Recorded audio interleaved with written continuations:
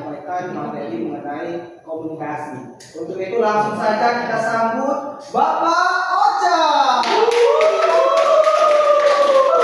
Semuanya selamat pagi. Pagi. Oke, mungkin kita kasih ya. Jadi bukan cuma pagi doang. Jadi nanti ketika saya bilang pagi, teman-teman jawab saya Ramayana, semangat luar biasa. Oke, bisa ya? Bisa. Biar lebih aktif lagi, biar lebih semangat lagi kelas kita hari ini. Ya, oke. Selamat pagi. Saya Ramayana, semangat luar biasa.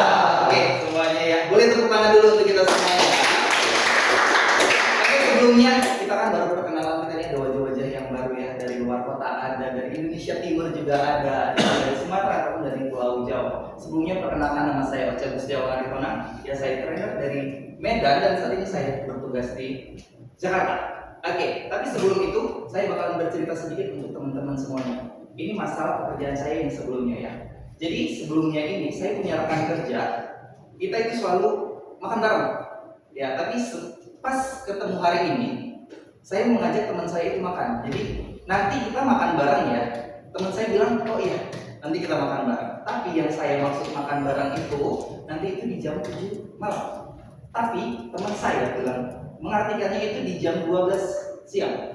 Ya, jadi dari sini dia udah makan duluan, dan hasilnya ketika saya ajak lagi nanti di jam 7 malam dia udah kenyang duluan. Yang artinya komunikasinya di sini tidak clear ataupun tidak jelas sama sekali. Karena apa? Kata nanti itu adalah kata yang tidak bisa diartikan. Dia luas banget. Saya bilang di jam 12 siang, tapi dia mengartikan. Saya bilang di jam 7 malam, tapi dia mengartikan di jam 12 siang. Ya, dari situ saya mengangkat materi masalah komunikasi. Komunikasi itu ternyata sangat penting ya, baik itu di pekerjaan, baik itu di internal ataupun di eksternal. Kalau tidak adanya komunikasi, tidak ada sesuatu yang saling berkesinambungan, baik itu di pekerjaan ataupun di ruang lingkup kita masing-masing. Oke, dari sini saya membawa sebuah materi ya, seni mempengaruhi tanpa memaksa. Namun dari sini kita harus tahu dulu nih, komunikasi itu apa sih sebenarnya? Ya, komunikasi itu adalah proses penyampaian pesan komunikator ke komunikan yang bertujuan agar pesan yang disampaikan dapat dipahami, diterima, dan direspon. Ya, ini yang saya bilang tadi. Responnya itu ada, tapi ketika teman saya tidak memahami dan tidak bisa mengartikan, ini bakalan menjadi bias. Tidak sampai informasi yang disampaikan dari saya ke teman saya tadi. Dari sini harus ada unsur-unsur yang diperhatikan ketika teman-teman akan melakukan informasi, akan memberikan informasi atau berkomunikasi ke teman-temannya. Yang pertama, ini adalah beberapa unsur yang harus diperhatikan ketika teman-teman akan melakukan komunikasi, baik itu secara individual ataupun secara grup di suatu perusahaan. Ada komunikator, komunikan, pesan, media, dan feedback. Komunikator itu adalah sebagai penyampai pesan, yang bisa diartikan itu adalah saya. Ya, komunikatornya saya menyampaikan pesan kepada teman-teman semua. Sementara untuk komunikan itu sendiri adalah teman-teman yang menerima pesan dari saya. Untuk pesannya ini sendiri adalah ide atau gagasan ya, yang saya sampaikan untuk teman-teman semua. Selanjutnya media. Media itu banyak ya, media yang bisa dipergunakan. Yang pertama media sosial, itu adalah sebagai komunikasi juga. Ini juga kita adalah suatu komunikasi juga yang bisa dibilang kita komunikasi. Saya mempresentasikan dari slide, teman-teman bisa memahami apa dari slide yang saya sampaikan. Yang terakhir adalah feedback. Feedbacknya ini atau saran ya teman-teman, ketika nanti saya mempresentasikan, teman-teman akan memberikan feedback kepada saya sendiri. Seperti itu. Selanjutnya, penting nggak sih sebenarnya ini komunikasi? Tentu sangat penting ya teman-teman. Yang pertama, di sini saya mengambil 3 unsur. Yang pertama adalah membangun hubungan, kedua menyampaikan informasi, yang ketiga mencegah salah paham ya. Yang pertama sendiri membangun hubungan, sudah pasti kalau tidak ada komunikasi sendiri tidak akan terjadi hubungan antara satu dengan yang lainnya. Yang pertama, kalau tidak ada komunikasi, contohnya saya menyampaikan sesuatu pada teman-teman tapi teman-teman tidak merespon sendiri, karena teman-teman adalah bisa dibilang seorang introvert ya. Kalau introvert sudah pasti komunikasinya sangat jelek ya teman-teman, benar nggak? Benar atau benar? Benar. Itu dan kayaknya semangat banget kayaknya. Sekali lagi selamat pagi.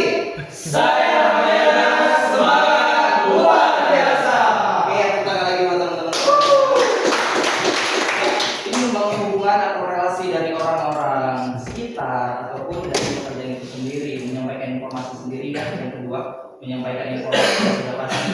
Ketika kita berkomunikasi dengan individual atau dengan kelompok, sudah pasti kita akan menyampaikan sebuah informasi yang penting ataupun informasi yang dapat kita cerna.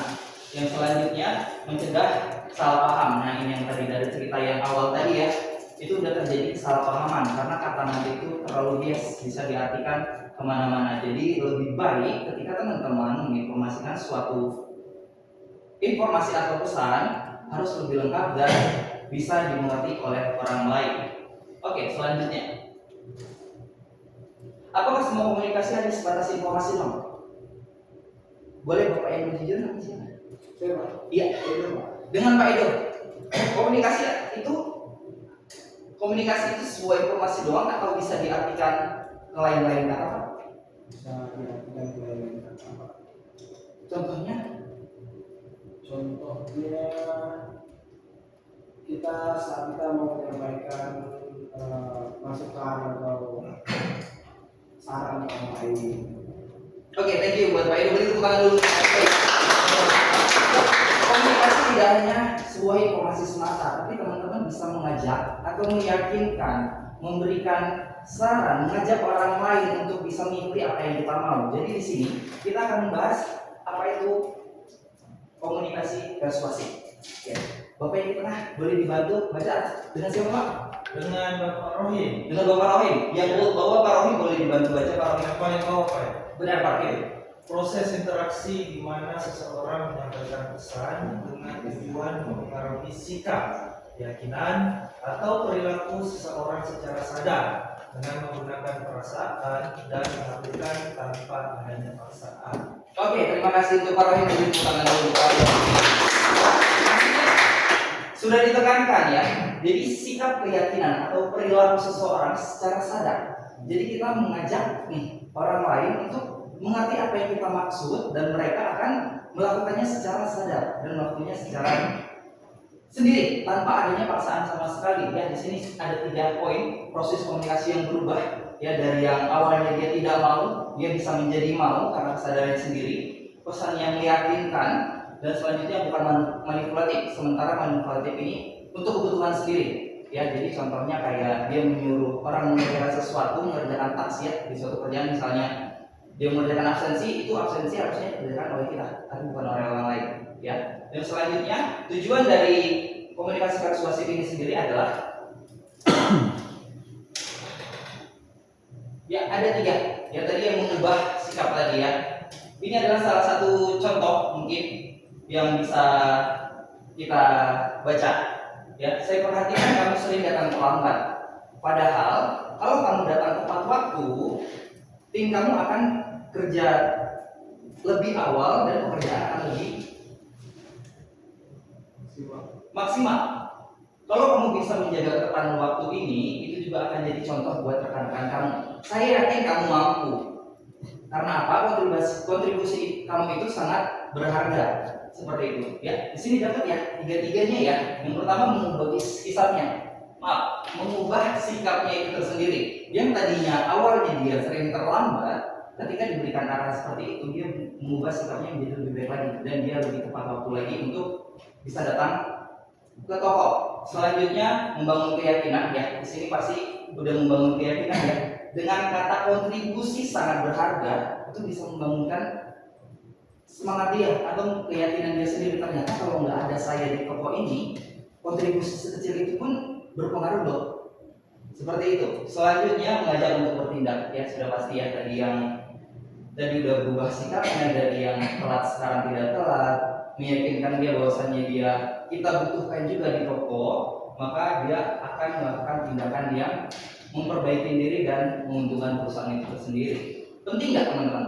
Saya dilayani sama Pak Haji. Tadi di jalan. Ya ini servisnya luar biasa banget. Nanti kalau mau belajar langsung aja ke Ramayana yang ada di Tangerang, seperti itu contohnya. Ya. Ketika berkomunikasi juga hindari beberapa hal berikut. Ya, sikap yang arogan dan tidak ramah. Seperti tadi ya Pak ya, itu bisa dibilang tidak ramah karena terima kasih sudah closing statement, tidak memberikan apa-apa lagi, tidak menawarkan produk apa lagi, tidak upselling, tidak cross-selling lagi ke customernya. Ya, itu hindari. Jangan sampai itu terjadi karena bakalan menurunkan sales kita itu sendiri. Oke, yang selanjutnya berbicara yang berbelit-belit. Ya, teman-teman jangan sampai, atau bisa diperbaiki lagi untuk masalah berbicaranya. Ya, kita mempunyai tujuan yang sama, tapi ketika ngomongnya berbelit-belit, orang lain itu bahkan akan terasa bosan. Dia sudah paham maksudnya apa yang mau kita bilang, tapi kalau dia ngomongnya terlalu panjang, itu bakalan membuat dia bosan. Dan tahu kok sebenarnya ini yang dimaksud, seperti itu. Jadi minimalisir pengulangan kata ataupun double kata. Yang selanjutnya, menggunakan emosional yang berlebih. Ini juga tidak baik ya teman-teman. Ketika teman-teman melakukan jualan atau melakukan cross-selling dan upselling, minimalisir untuk masalah emosional. Keres boleh, tapi jangan sampai customernya itu tersendiri terganggu ya, atau tidak nyaman dengan apa yang kita berikan kepada customernya. Selanjutnya, ada beberapa teknik yang akan kita gunakan ketika akan berinteraksi dengan orang-orang yang ada di sekitar atau di toko kita. Ini menurut Aristoteles ya. Udah tahu kemana Aristoteles saya, bukan tetangga saya juga ya. Ya, seorang filsuf, dia mengartikan ada 3 untuk teknik ya. Yang pertama adalah ethos, membangun kepercayaan terhadap orang lain. Yang selanjutnya adalah logika, menggunakan fakta, data, ataupun analisa yang logis yang membuat pesan tidak terbantahkan atau relevan ya. Seperti ini, kalau kita ngomong ya bahasanya jangan ngomong kosong lah ya. Jadi kita harus mempunyai data yang tepat ketika kita melakukan komunikasi ke karyawan ataupun ke orang-orang yang di sekitar. Selanjutnya, menggunakan emosi ya, emosional ya, maksudnya di sini ya, menggunakan perasaan ketika teman-teman lagi berbicara kepada orang yang lagi sedih. Jangan teman-teman ketawa gitu. Dia putus cinta, teman-teman ketawa, itu sebenarnya tidak baik dilakukan. Oke, selanjutnya ada beberapa contoh nyata yang ada di mungkin di Indonesia ya. Yang pertama kampanye anti rokok, sudah pasti. Tapi sebenarnya ini nggak relevan ya, dia buat rokok tapi mengingatkan orang lain. Tapi itu baik, ternyata dia tidak merokok, dia cuma menceritakan rokok aja. Ya, ini kampanye anti rokok menyampaikan gambar kesehatan. Ya, siapa yang merokok? Ada bapak-ibu yang merokok? Bapak-bapak yang merokok? Ada ya? Ada gambarnya ya Pak? Siapa? Rokok membunuhmu, spontan, kehamilan, gugur. Seperti itu ya.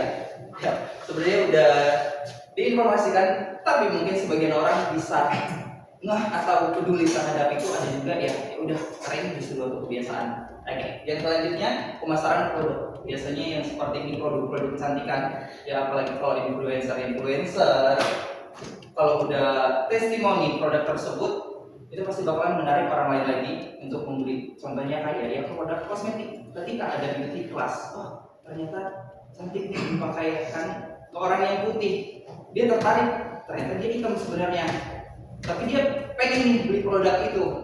Nah, itu adalah suatu ketertarikan tanpa memaksakan diri untuk membeli produk tersebut, karena dia melihat testimoni ataupun mengikuti beauty class tersebut. Selanjutnya adalah kampanye politik. Ya, sudah pasti kalau kampanye politik sendiri ya, janji dan visi misi calon sendiri itu pasti akan menarik perhatian warganya, akan menarik kelompok tertentu untuk memilih calon pemilih tersebut.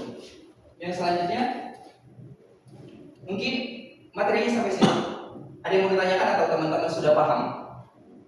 Atau ada yang belum paham? Sudah Kita akan melakukan role play ya teman-teman. Jadi gimana caranya? Ini ada satu contoh ya, seorang SA sales, bisa dibilang kayak SPG atau SPG. Jadi seorang SA toko berusaha meyakinkan pelanggan agar mencoba produk baru dengan promosi.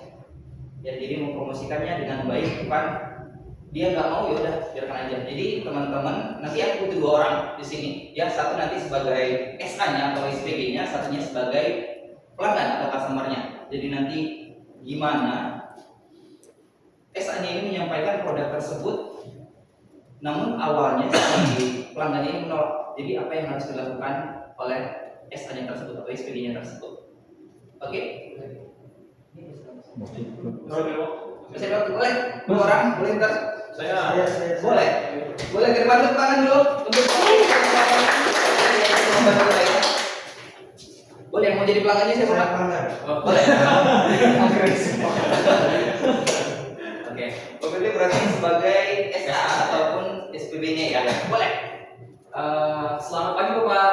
Pagi, Pak. Nah, ini kita ada produk baru Kak dari pulpen kita, ini merek dari Standar. Bapak berminat nggak untuk membeli produk dari kita atau meletakkan produk ini ke store Bapak untuk kita jual di toko Bapak? Harganya berapa? Untuk harganya kita kasih 2.500 saja Pak per piecesnya. Oh, enggak, Pak. Kemahalan. Di sebelah tetangga cuma pulpen segini dijualnya dengan harga 1.000, Mas. 2.500. Wah Pak, kalau mengenai hal itu kita ada keunggulannya Pak. Untuk tinta kita ini lumayan tahan lama Pak. Buktikan dengan tinta kita ini dari atas sampai bawah tuh Pak. Kadang ada yang pena 1.000 itu tintanya cuma setengah Pak. Kalau kita memang 2.500 untuk tintanya itu dari atas sampai ke bawah yang banyak Pak. Jadi untuk kualitas dan untuk ketahanan lamanya juga lebih baik dari kualitas pena yang harga 1.000-an Pak. Ini tahannya bisa berapa lama? Ini tahannya kalau misalnya pemakaian yang intens kira-kira bisa sampai 2 bulan lebih Pak. 2 bulan? Iya, 2 bulan lebih. Dan ini brand itu udah lumayan terkenal juga Pak. Ya pastinya untuk customer udah pada kenal sama brand. Wah, saya tertarik, Pak, kalau ada penjelasannya seperti itu. Iya. Udah, saya borong, Pak, 1 dos. Oke Pak. Ini kita lihat dari Pak Firly. Terima kasih ya Pak menyampaikannya dengan penuh keyakinan. Ya walaupun harganya lebih mahal 2.500 dibandingkan toko lain harganya cuma 1.000, bagaimana Pak Firly meyakinkan dengan harga 2.500 kita mempunyai keunggulan yang luar biasa. Tintanya tahan 2 bulan. Tadi tintanya dari atas sampai bawah itu penuh. Kalau toko sebelah mungkin dia cuma setengah, tahannya cuma sampai 15 hari doang. Oke, dari sini ya thank you untuk kita semua, boleh tepuk tangan dulu untuk semuanya. Dari sini kita bisa menarik kesimpulan, ya komunikasi persuasif adalah bagaimana kita dapat merubah seseorang, meyakinkan, membuat orang lain itu bertindak dengan dirinya sendiri tanpa adanya paksaan. Tapi kita meyakinkan mereka nih, ya yang tadi meyakinkan bahwasanya produk itu luar biasa loh. Kita yakinkan lagi bahwasanya produknya itu bisa tahan lama loh, seperti itu. Jadi kita meyakinkan orang lain untuk membeli produk kita. Ya, dari seni ilmu ini dapat dipelajari dan diasah. Ya, jadi komunikasi sebenarnya bisa dipelajari dan bisa diasah. Kalau teman-teman mau belajar, kalau teman-teman mau melakukannya secara berulang, ya komunikasi dengan orang lain, berbaur dengan orang lain, ataupun berbicara dengan orang lain di toko ataupun di luar perusahaan, biar teman-teman bisa mengasah atau memperbaiki komunikasinya itu sendiri. Ini bukan hanya tentang dapatkan apa yang Anda inginkan, tetapi tentang menciptakan nilai bersama dan menginspirasi perubahan positif. Oke, mungkin dari saya itu aja, sekian. Terima kasih, mohon maaf atas kekurangan saya dalam menyampaikan materi ini. Semoga materi ini bisa kita